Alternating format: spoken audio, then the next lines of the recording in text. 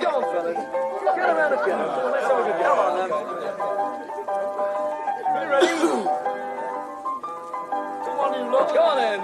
Oh, 'tis our delight for the red and white. The Imps are here to stay. Oh, 'tis our delight for the red and white. The Imps are here to stay. Boom. So it's finally happened, ladies and gentlemen. It's Friday evening. It's a little bit before 5 o'clock. Caught me by surprise. Busy day at the football club. Lots and lots of news coming out. Lots and lots of information coming out about things like back of shirt sponsors for both home and away kit. Information coming out about the club programme. But one would imagine the big information that people are really interested in is this information right here. After what seems like an eternity, and I know Rob Beasley will be immensely happy this evening, Lincoln signed Callum Morton and Alex Palmer from West Brom on loan for the season. So massive news because we're on the eve of the new season starting.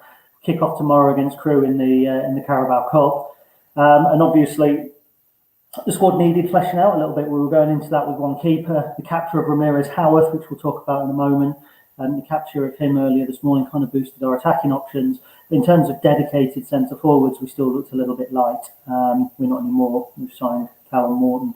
Now, I'm going to take these two players separately for a second, but first of all, we'll have a quick look at the comments. We've got just a couple coming in. Dan Rawson is Wagwan. I'm not going with the pigeon Jamaican anymore because I got called out on it earlier as pandering. I think I did the whole bad man thing, and I think people were thinking I was doing it to be making a gif. Not the case. So, but Wagwan, Dan. And Robert Haddon, hurrah indeed. So let's start with Callum Morton, shall we? Because I think whenever you sign a centre forward, I think there's an element of excitement from supporters, and I think there's an element of expectation as well. 6-8 months ago, say probably January time, nobody had really heard of Callum Morton. He'd had a loan spell at Braintree, scored a couple of goals for them, done relatively well for West Brom under 23s. Nobody had really heard of him. He's 20 years old, he's a striker. He went on loan to Northampton Town and he exploded onto the scene. He scored 8 goals in 12 games. I've watched all of those goals today. He scored a couple, I think, against Grimsby, a couple against Cheltenham. He had a great game against Mansfield Town. Sorry, I think I've been bitten. And there was a real variety in his goals as well. I've put on my news report for this article a little clip of him scoring against Walsall. He could have scored before he opened. He kind of burst in from the channel and fired over. It was a great effort. He's then created a goal that he's gone and finished himself. He's come through the middle, laid it out wide. He's made a really clever run into the area, just hung around on the edge of the 6-yard box and then took the ball in. You look at some of his other goals, loose balls from corners. He's popped up. His movement looks really good. He can come in the left channel. He can come in the right channel. And a lot of people were kind of commenting that he was picking up bits and pieces from Verdane Oliver. And if you actually look at his goals, that wasn't particularly the case. So if he has got that in his arsenal to play the 10, then fantastic. But for me, he looks a real live wire in and around the area. You look at the goal he scored against Cheltenham, which was the first one against Cheltenham in the semi-finals, where he seized on the defender's mistake. But he was out wide on the left, midway in the attacking half, and he still managed to get himself right away into the area. Wrong-footed defender, really calm finish. So he looks like he's somebody that's definitely going to try and get shots in. He's definitely going to work both of the channels. One of the things that I picked up on in the pre-season friendlies was that Tom Hopper likes to come out of the area and get involved in play. And we were looking a little bit light. Now, I think if you've got Callum Morton playing somehow in and around Hopper, which fingers crossed he will, I think he's going to get games. He could be the missing link because he looks really, really busy. Look, last year around this time, and not when I say around this time, I don't mean in September. I mean on the eve of the season kicking off, we signed Tyler Walker. He was a little late coming in the summer, and he was a big signing because he was proven in League Two, and he needed to step up to League One and prove himself. Callum Morton proved himself last season, albeit over 12 games. But if he had played 24 games and even his goal ratio had slowed down to half, he would have still been sort of a similar sort of ratio to Tyler Walker. So for me, massive signing. Shades of Walker, I think. Little hints of him being quite similar, looking at the patterns of play. Obviously, I'm delighted to get a fellow Ginger in the Lincoln side as well, so it won't just be me and a handful of others clashing with the shirt on match day. But look, Callum Walker is a massive signing for this football club. There was a real surge, there was a real belief that he was going to move to Championship on loan, with Championship clubs looking at him. I know Northampton would have loved him back, but I don't think that was ever going to happen. He's one of those players that's on this trajectory. He's going up. He'll be with us for a season. My gut feeling is we don't need to worry in January about a recall. Michael's relationship with West Brom is really strong. So I wouldn't expect that. Even if Morton scores 20 goals in 20 games, are West Brom going to call him back and play him in the Premier League? Probably not. They've just, I think, given him a new deal, so they're not going to call him back and then kind of try and sell him on, because they've obviously got belief in him. So for me, it's a slightly more secure signing than Tyler Walker was as well. So it's really exciting. I'll move on to Alex Palmer in a minute. We'll get some comments. We've got Nick Proctor watching. Good evening, Nick. What a signing, proper poacher. What a signing bit is about Callum Morton, proper poacher, this guy. No, he is. He's a fox in the box. He can score from inside. He can score from outside. He's got great movement. You only have to watch the clips to see what a good player he is. We've got Kate on as well. Kate, evening, Gary. Hope all is well. It is indeed, Kate. Thank you for asking. Saw you were live and instantly knew we'd signed somebody. Well, this time I came after the fact, but thank you anyway. Derek Carlisle, 2 good signings, looking positive for next season. Absolutely, 2 very good signings. We'll move on to Palmer in a second. Sid rather. It comes up Simon Chanter, but Sid, as we know, showing he can score in League 2. Now he's going to be up for showing what West Brom can do at this level. Again, I've touched on the recall. I think with these sort of loans, they're always somebody else's player, and if there's a necessity, they need to have that potential to recall. If we loaned out Alex Bradley for a season, for instance, and he did really well in League 2, and then we were a right back short, he's our player, so we would want the ability to recall him. So, I'm sure there is a recall option, but I'm believing that probably not something that we need to fear too much. So right, that's Callum Morton. We'll look a little bit further in a moment down the comments, but then I'd like to move over to Alex Palmer. Now, look, first of all, when Ethan Ross signed, there was people saying, including myself, Ethan Ross is our second choice keeper. We didn't need to sign a first choice keeper. Then Ross has played in more or less in all of the friendlies, not more or less, and I think he's been spot on. He was beaten at Salford relatively easily early doors, but I think after that he pushed himself down. He's left exposed anyway. He's made some good saves. He looks big. He looks strong. So we've got a great keeper in Ethan Ross who's going to develop. But this guy's our number one. We know that he's coming to play 46 games if he can. He's 24 years old. He had a great season at Plymouth, really good season. I mean, Plymouth fans were really keen to get him back. They thought he was going to the Championship again. So it shows again the size of the signing that we've pulled off here. I think I've looked at clips of Palmer again. I haven't looked at all of his games. It's easier to look at 8 goals for Callum Morton than it is saves for Palmer because he's making them every week. But I watched games against Mansfield Town that they played in September, and he pulled off some great saves in that. He's really good at saving shots with his legs. It conjured up images in my mind of Peter Schmeichel, that kind of big size, and when they go low, he's got his leg down and he's stopped it. And I think if you watch a game against Macclesfield that they drew 1-1 in February, Palmer had made 4 or 5 absolutely superb saves prior to letting a goal in and then drawing 1-1. But quite simply, Plymouth could have been out of sight. They could have been dead and buried, rather. It could have been 3-0 by 25 minutes. They let the back four let a couple of runners in. One of them did lead to a goal. But you look at 2 other saves that he's made, and they were again, he's big, he's strong, he's going down with his legs. Now, they were the saves that I've seen. He kept most amount of clean sheets in the division. And when I was watching Plymouth's defending, it wasn't woeful, but it wasn't that he had a brick wall in front of him. He faced shots. I mean, in that Macclesfield game alone, I think he made 7 saves, 5 which are classed as with reflexes, so that are not straight at him. He's having to go like this, or he's having to get his legs moved as well. So he's aware, he's agile, he's big. I'm told that he commands his area very well. You can't see that very well looking back in clips unless you watch a whole game, because if you're commanding your area well, the clip doesn't result in a chance. Again, on the article on the Stacey West that I've written today, I've put a clip of him in action. I think I've put the Macclesfield game. where you see 2 saves and then he concedes. He'd made 2 other saves as well up to that stage. So he's a great signing. Look, this is our number 1. People worry, I think 1 or 2 people have worried in the past about signing a lone goalkeeper because, excuse me, just for the fear of having him recalled. Again, I don't see that. I don't see West Brom recalling either of these players in January. 1, because they're a Premiership side and they're not likely to bring them back to play. I think it would take an injury crisis for them to have to call Alex Palmer back, and they'll probably have 2 goalkeepers and others, probably 3 by the time they start the season. So, it would be a real disaster for that to happen. You can't ever rule anything out, but I don't think that the plan is if these players do well, they bring them back and loan into the Championship. If they're playing games regularly and they're getting looked after, then I think they'll stay. And I think that's crucial with that's Michael's kind of influence as well. Is West Brom know Michael Appleton. He's come through the ranks there as a coach. He's coached their under-23s. He's entirely trusted. He showed last season that we were willing to give youth a chance. When you look at the likes of Teo Eden and Anthony Scully and Max Melbourne, all who got games. Look at Connor Coventry came here and played. So fantastic, absolutely fantastic news. I see another signing due at 5. Oh, well, this is interesting. That I am not aware of.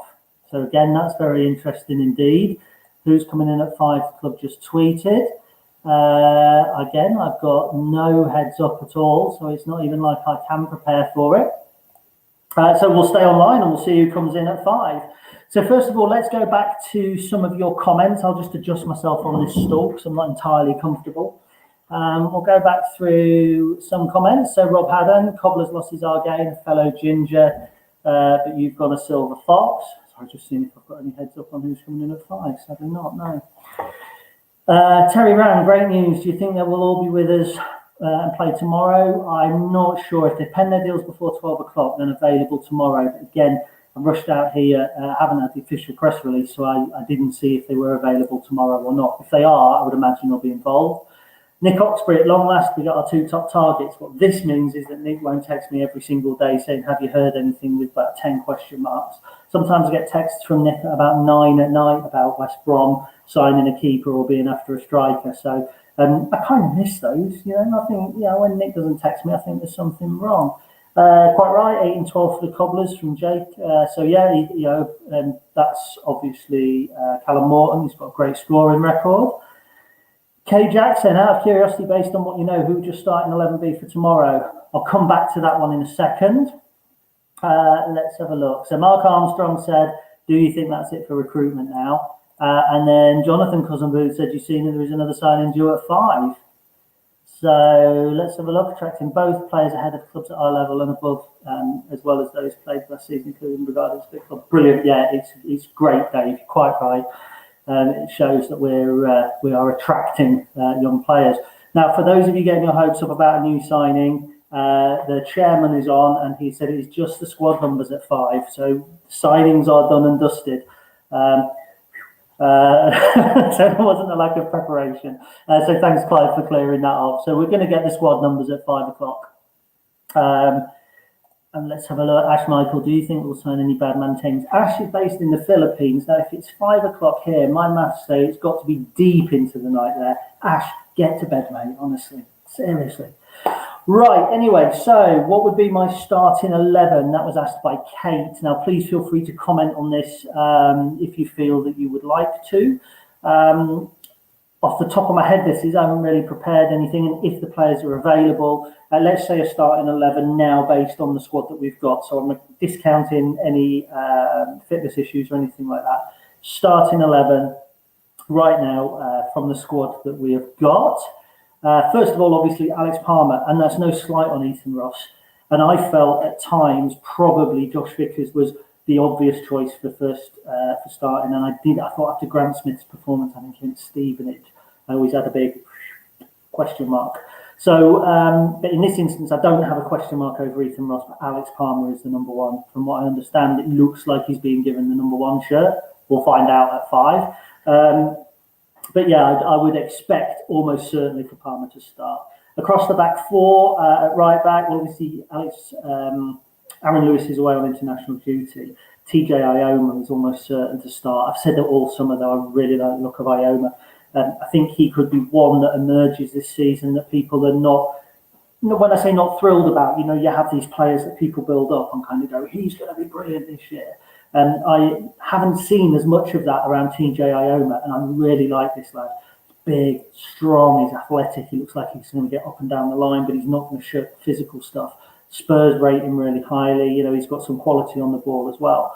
I think he's a really exciting loan signing, and he's kind of slipped under the radar, and I think because he came in last season and didn't play, there was an element of the kind of James Brown or Lee Angol or something like that about it, that, it's just one of those fillers. And he's not, he just didn't get his chance.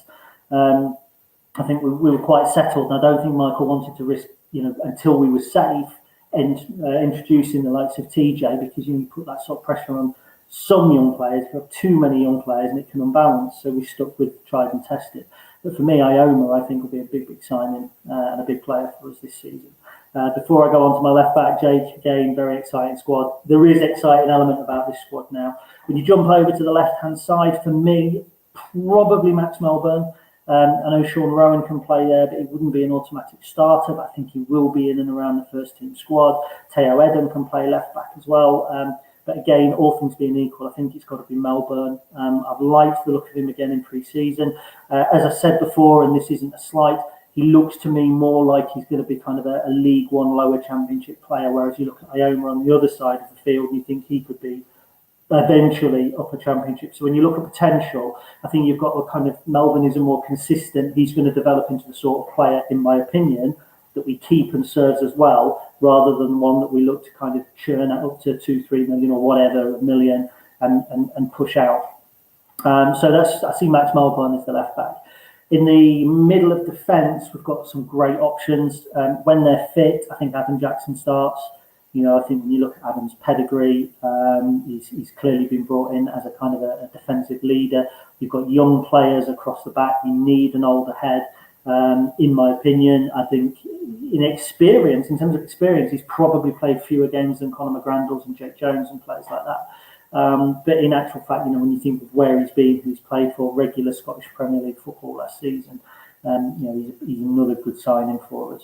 Next to him, it's a toss-up, isn't it? Is it going to be Joe Walsh or is it going to be Lewis Monsma? For me, based on the pre-season friendlies, and I know Walsh scored, really like the look of Monsma. And if you can get a balance, because you don't want, in my opinion, you don't want an entire kind of lower 20s back four, and so you've got to have the kind of slightly older head in Adam Jackson. Really like the idea of Lewis Monsma. I looked at him, he likes to play the ball, he looks like he's got good positional sense.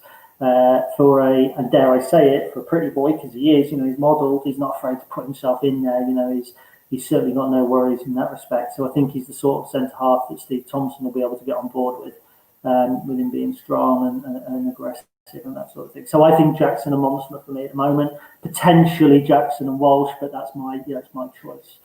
Then it depends how we're going to set up further forward. So I'm going to go for 3 central midfielders rather than a 10, and then I'm going to go for 3 across the top. So I'm sitting in a 4-3-3 rather than a 4-2-3-1. In the midfield, therefore, personally, and I don't think this will be the first starting 11, it's my choice. Obviously, Liam Bridcutt when he's fit, absolutely no doubt whatsoever about that. And then I'd have Teo Edem next to him. I'm a big Teo fan. I know we've not seen loads and loads of him, but there's just something I like about Teo. And he's busy. He's a little like, he reminded me a bit like Dean Keats in that he's not the biggest, but he just pops up everywhere, doesn't he? He looked great against Blackpool. He had a really good game against Scunthorpe in the friendly. I love him in the central midfield. I think he's perfect for it.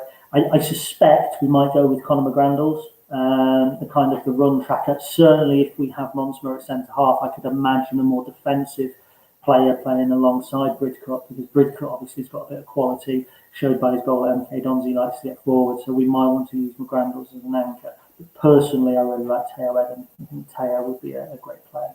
Then playing at the top of I'm looking at 4-3-3. And I would go with James Jones. I think that Jones has been signed for his creativity. He's box-to-box midfielder. He could probably push up and play a 10 if need be. But when you look at the way that we've played in the friendlies and lots of side-to-side on the edge of the area, he's going to kind of be the pivot. Going to be the pivot that the centre forwards move around, and the two wide forwards move around as well. And I think we need to lose this expectation that we're playing wingers. I think the wide players that we've got are going to be very much expected to come inside as well. I think we've seen that in the friendlies. So it'd be James Jones for me. Centre forward, I'm still going Tom Hopper, and I know that some people will question that, but I think personally Hopper is kind of going to try and be leading the line. He's still big, he's still big, he's strong. He scored regular goals in pre-season. He did score that 2 against Burton. So again, I think he'll play. We could, of course, go with Morton. We could go even for a 4-4-2 and play Morton and Hopper, which probably wouldn't be a bad thing in the fans' eyes. But who knows what Michael's going to do tactically? But I'd have Hopper, and then on the right and left, I'd play. And I'm thinking again of a 4-3-3. So if you think back to when Keith Alexander played his 5-2-3. We had Yeo, Taylor Fletcher and Franny Green. You wouldn't have called any of those wingers. We had 3 forwards who would kind of move around fluidly. And I think that's what Michael might be looking for this season. If he is, then it's George Grant or Jorge Grant on the left and Callum Morton on the right. I think Callum's going to play regular football for us. That's why he's come here. He's not come here to sit on the bench. He could have done that in the Championship. He's come here to play regular football. When you name that 11 and then you think, El Bouzedi has had a great pre-season. Harry Anderson has played 150-odd games for us. You've got Theo Archibald, who's rated really, really highly. There's more players who you're suddenly throwing into the mix. I've left out Conor McGrandles, for instance. But if he plays, then you've got Teo Edens sitting it out. You've got Sean Rowan, who's obviously likely to be in and around the first team. Joe Walsh hasn't been mentioned in that whole setup either. So the options are plentiful. It's really, really exciting. I've got a nagging feeling I've missed somebody, but obviously Remy Howarth, who I think will be, when I say a fringe player, I think he's a roll of the dice. Not all of these players are going to work out. Not everybody we've signed is going to do well. We know that from past experience. But when you look at the quality that we've got, you only need 6, 7 of the new signings to really kick right on. And you're suddenly doing well. And if 6 or 7 are doing well, then you can expect the rest of the team to follow suit as well. So that's my first 11. Let me know what you think in the comments. I'm going to start going through some of the comments. So Mark Harvey, this is a real statement. Can't wait for the season start. Just wish I could be sat in lower 4 watching. Look, Mark, I agree with you 100%. We all wish we could be back at Sincil Bank. And it's only really hit me today. Watching the clips of Palmer and Morton playing for Plymouth and Northampton respectively, and you see the crowds in the stadiums. I mean, one of them was half empty, but it's that match day. It's we're gonna miss it, and we'll still see the football. But football without fans, even just in the stadium, is hard. I hope that there's a plan from the government for us to be back in stadiums as soon as possible.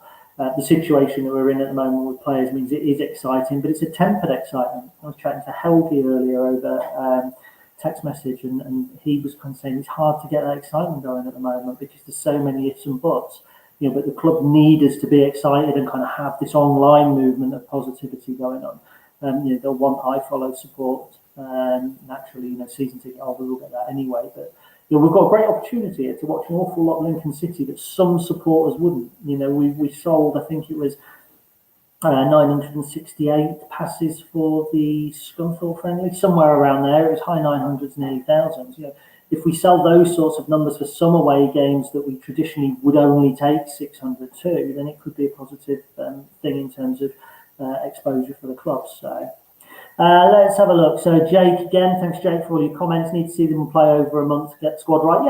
Again, I agree 100%. It's something that I've said on a few occasions, is that players on paper look great. They've done well for you on Championship Manager, they've done well for Football Manager, they've done well at other clubs, but it's how they do for you. Look at Doyle last season for Swindon. He was red hot at Swindon on loan from Bradford, went back to Bradford, for want of a better word, was shit, then went back to Swindon and just picked it where he left off.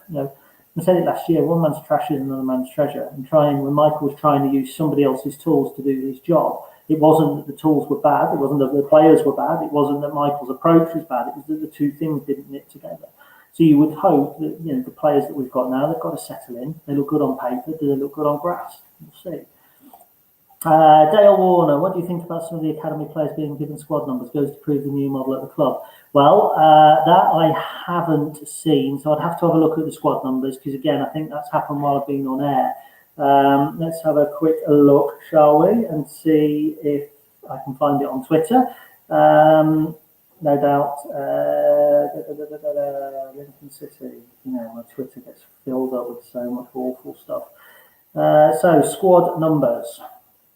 Who have we got? Yeah, so we've got Sam Long, Ben Salt, Hayden Can. Yeah, do you know what it is? Yeah, it's great they're being given squad numbers. It does go to prove the new model at the club. I also think it goes some way to showing the belief in the younger players. They may get run-outs in the EFL Trophy. And I think that was one thing that pained a few of us, certainly when we played Accrington and we put Jamie McComb and Tom on. We had young players we could have brought on, we had fringe players we could have brought on. And I think, that was quite frustrating. Let's see some of these young players. Hayden Can is a homegrown, Lincoln boy as well. So it's not somebody that we've gone out and reached out and brought over from Ireland. And I mean, I'm not saying that's negative. I'm just saying it's nice to also have that kind of homegrown element to our youth team. So yeah, great. I'm really pleased for them. Thank you for that, Dale, because I wouldn't have mentioned that otherwise. Lee Addlesey, I think we're very nearly there. Very scary. Good one settled in. Teo should be first choice. Massive potential. Yeah. I'm a massive fan of Teo. I keep mentioning it as well. There's the player I've missed, Anthony Scully. So, I've gone through all those forwards and I've not mentioned Anthony Scully, who could play in a 10, he could play in the centre forward as well. The fact that here I am, I'm writing about the squad day in, day out, all the time, and I've forgotten one of my own personal favourite youngsters from last season, which goes to demonstrate some way the depth that we have. Connor Pearce, Palmer will be fantastic. He was excellent at Plymouth. I was actually, Connor, do you know what? It caught me by surprise, mate. I was going to get in contact with you and ask you to come on and tell us a bit about Palmer. Because obviously you're a Plymouth fan. Connor's got a bit going on the Real EFL early next week about Plymouth as well. So he thinks he'll be fantastic. So that's from I believe you're Lincoln-based. Connor, correct me if I'm wrong. That's from a Lincoln-based Plymouth fan who saw Palmer firsthand. Let's have a look. Stuart Wells, new webcam, see most of your wrinkles. Yeah, do you know what? I've had these here since I was 15, mate. Genuinely. I've always had the tracks there. Worry lines. Got a few more going down the middle there now. I'm beginning to look my age a little bit, but there we go. John Smalley, number 6 on the squad list. No, number 6 on the list of squad numbers just released. Interesting. I don't think there's anyone major expected, but like I've said on the podcast, if you go into the supermarket and you're thinking I need to buy 4 beers and a bag of crisps, a loaf of bread, and I've got my 10 quid, and you get to the counter and you put those on the belt and you find you've got £1.84 left, don't ask me where I'm shopping, and to your left hand side all of a sudden there's an offer of chocolate bars for £1, 2 of them, you'll buy them. And that's the same thing I think with the transfer market at the moment. If there's any budget left, and you know what, from the signings that we've made, I would be surprised. We've got at the minute, I think, a 23-man first team squad. I might be wrong. With Adebayo Smith and Alex Bradley. With a decreased budget, I'm quite surprised what quality we've managed to squeeze out of it. We've signed experienced players like McGrandles and James Jones. We've signed exciting youngsters. We've signed players on loan. It's been a busy period. I think we've got the highest squad churn. That kind of does conjure up worry from some people because we're not familiar with these players. But 10 games in, I think that will settle. So I think it is very exciting.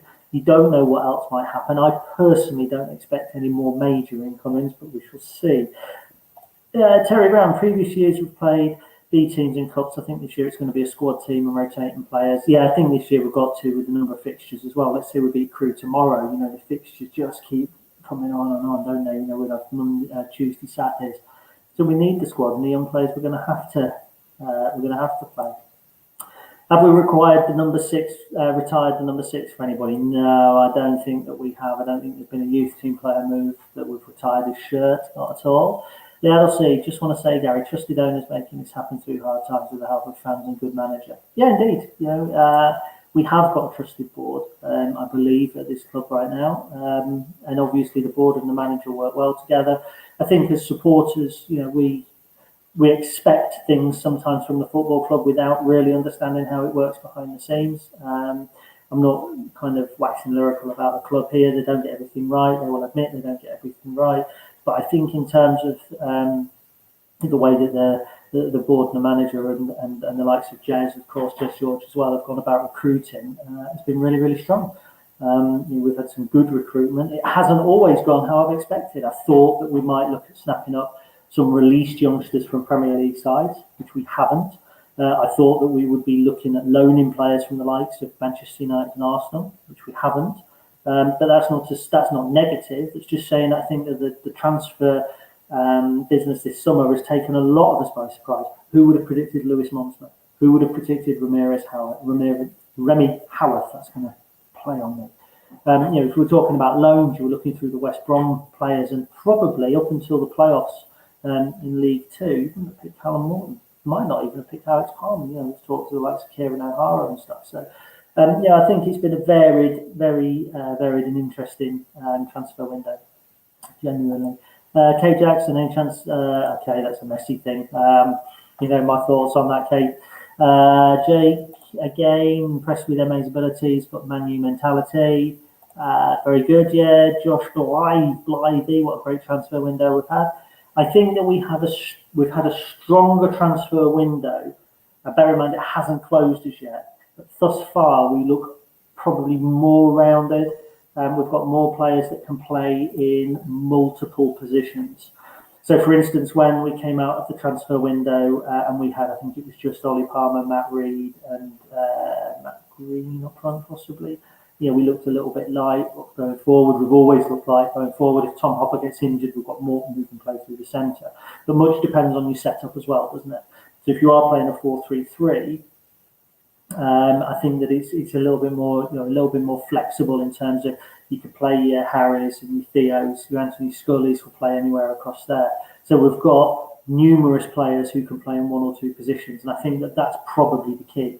Because let's face it, we couldn't have played Ollie Palmer on the right wing. We couldn't have played Matt Green, but you wouldn't have played Matt Reed out there either.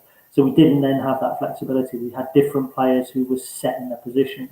Not saying that's a bad thing because we did very, very well off it.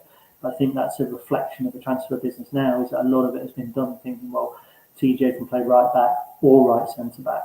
Alex Bradley's come in. I know we didn't sign him, but he can play right back as well, so we're then covered. Same within midfield, you've got Teo Eden who came in January who can kind of play anyway. You've got Adam Jackson and Joe Walsh who play either side of the central defence, as can Lewis Montsma. Montsma's played full back as well. So there is a degree of flexibility, and I think the work that we've done. Very interesting indeed. Let's have a look. Kate says, if it was on EFL Transfer Hub or Transfer News League One, you'd believe it. I wonder how many of them sites now are claiming that they knew that Morton and Palmer were going to sign, even though it was released, it was being discussed about 3 weeks ago, and they'll be calling it their own. So I hate those sites. I hate them. Trash. John Dexter, John, hope you're well, pal. Very happy with the squad. Indeed, I think there's quite a lot of happy Imps this evening. To be honest, I shall be on Radio Lincolnshire in about an hour's time discussing it as well. So I'm going to need to wrap up here because I don't want to use all my material, do I? Chris Keneally, this window shows exactly how a student will thought of Appleton as he's buzzing for the season. Chris is an Appleton acolyte now, isn't he? Because they're Manx together.